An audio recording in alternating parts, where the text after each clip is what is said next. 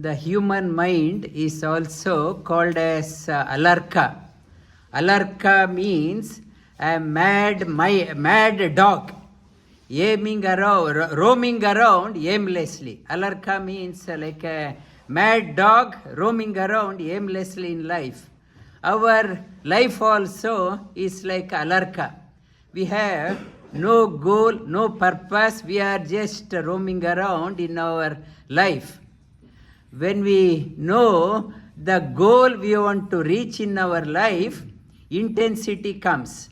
Goal, not only the goal, also the time.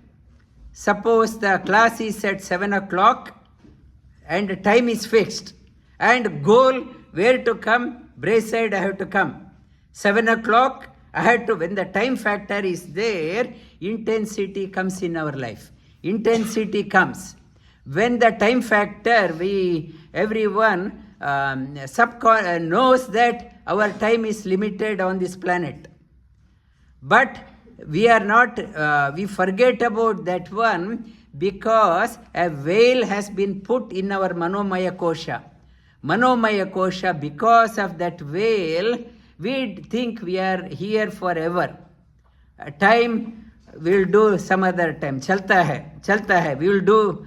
There is no intensity and we are just roaming around in our lives.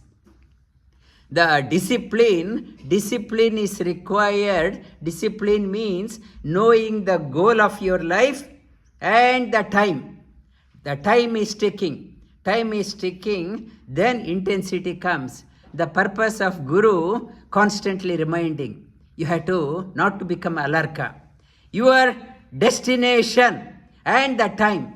The teacher's, Guru's role is to help in taking the veil out so that the goal in life is clear. And the Patanjali talks about this one. It's yoga, atha yoga anushasanam. Anushasana, shasana means the discipline. Goal, yoga should be the goal of your life. The goal, I have to reach the goal. Where I have to do? It's yoga is the goal. Why yoga? I can have something else as a goal in my life.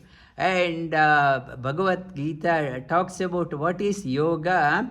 Tam vidyat dukkha samyogam viyogam yoga sanjitam. Sa nischayena yoktavyam